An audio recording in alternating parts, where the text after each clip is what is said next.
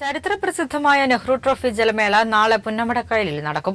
മുൻ വർഷങ്ങളിൽ നിന്നും വ്യത്യസ്തമായി കുറഞ്ഞ സമയദൈർഘ്യം വിജയികളുടെ മാനദണ്ഡമാക്കിയതോടെ ഇത്തവണ തീപാറുന്ന മത്സരമാകും പുന്നമടക്കായലിൽ നടക്കുക. 64ാമത് നെഹ്റു ട്രോഫി ജലമേളയ്ക്കായുള്ള ഒരുക്കങ്ങളെല്ലാം പൂർത്തിയായി കഴിഞ്ഞു. പുന്നമടക്കായലിന്റെ ഫിനിഷിംഗ് പോയിന്റിലാണ് ഞാനിപ്പോൾ നിൽക്കുന്നത്. ഏതാനും മണിക്കൂറുകൾക്കുള്ളിൽ വള്ളങ്ങൾ പുന്നമടക്കായലിലേക്ക് എത്തിത്തുടങ്ങും.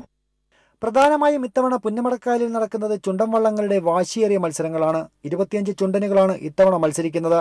മൊത്തം 66 വള്ളങ്ങളാണ് മത്സരിക്കാനായിട്ട് ഇത്തവണ പുന്നമടക്കായലിലെത്തുക. ചെറുവള്ളങ്ങളുടെ ഹീറ്റ്സ് മത്സരങ്ങളായിരിക്കും ആദ്യം നടക്കുക.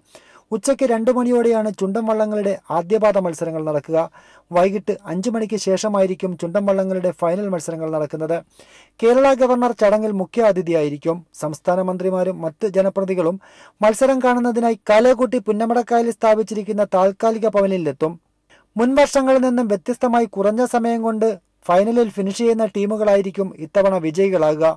രാവിലെ മുതൽ തന്നെ കുട്ടനാട്ടിലെ വിവിധ പ്രദേശങ്ങളിൽ നിന്നും കുട്ടികളടക്കമുള്ള കുടുംബാംഗങ്ങൾ പുന്നമടക്കായലിലെത്തും. തങ്ങളുടെ വള്ളങ്ങളെ വിജയിപ്പിക്കുക എന്നുള്ളതാണ് ഇവരുടെ ലക്ഷ്യം.